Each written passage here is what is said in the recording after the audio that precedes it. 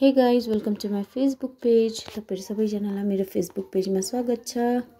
आज चाहिँ म है तपाईहरुको अगाडि एउटा भिन्दै भिडियो लिएर आएको छु है। त्यो चाहिँ के हो भन्दाखेरि है बेडसिट चेन्ज गरेको है। किन चेन्ज गरेको देखाएको भन्दाखेरि चाहिँ म चाहिँ हिजो है एकैछिन मार्केट झरेको थिएँ अनि त्यहाँ एउटा दोकानमा पस्दाखेरि चाहिँ अफर लागिरहेको रहेछ नि त। 1100 मा चाहिँ 3टा कटनको बेडसिट है, जो चाहिँ जयपुरे डिजाइनतिर पनि थियो, तर मैले चाहिँ यस्तो सिम्पल डिजाइन भएकै ल्याएँ है।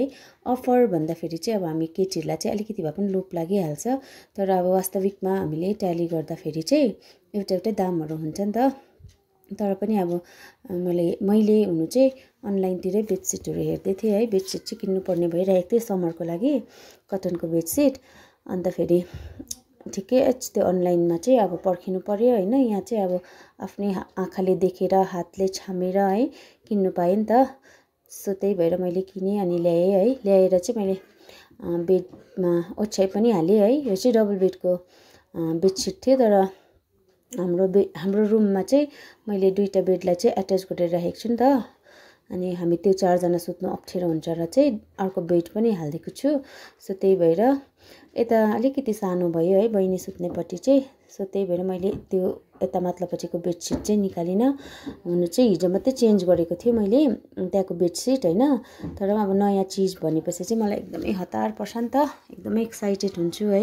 नयाँ चिजहरू घरमा आउँदा एकदमै बिछाउनु परिहाल्छ मलाई है। नयाँ लुगा, नयाँ चिज, नयाँ अब केटीहरूको अब हुनु चाहिँ प्रायः केटीहरू त्यस्तै नै हुन्छ।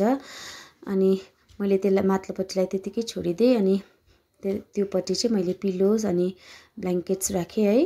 अनि मैले बेडसिटलाई यसरी अरेन्ज गरेँ है, हेर्नुहोस्।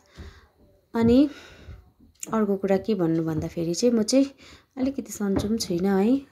1 विक जस्तो भइसक्यो मेरो निजमा चाहिँ एग भएको है। युरिक एसिड बढेको हो कि के हो है। हस्पिटल जानु पनि त्यत्तिकै भइरहेको छ है। नेक्स्ट विक चाहिँ अब यो कमिङ विक चाहिँ जानु पर्यो भनेर सोच्दैछु युरिक एसिड टेस्ट गर्नुको लागि चाहिँ।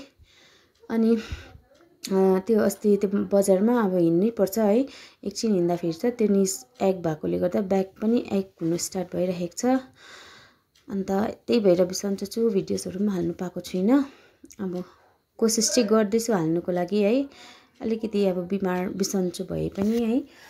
अनि हेर्नुहोस् मैले यसरी अरेन्ज गरेँ बेडलाई। अनि बेड अरेन्ज गर्दाखेरि चाहिँ ठिक्कै भाउजूमा आउनु भएछ नि त है, मेरो जेठानी। यसले ओछ्याइहालेछ भनेर भन्दै थियो बेडसिट। अन्त ओछ्याए त हेर्नु न कस्तो देख्यो नि त, दामी देख्यो दामी भनेर भन्दै थियो। हिजो ऊ पनि गएको थियो नि त मसँग चाहिँ है मार्केट। अनि ऊ र म भएर नै चुज गरेर लिएको हो। अनि हेर्नुहोस् होला कस्तो देख्यो। Thank you so much for watching.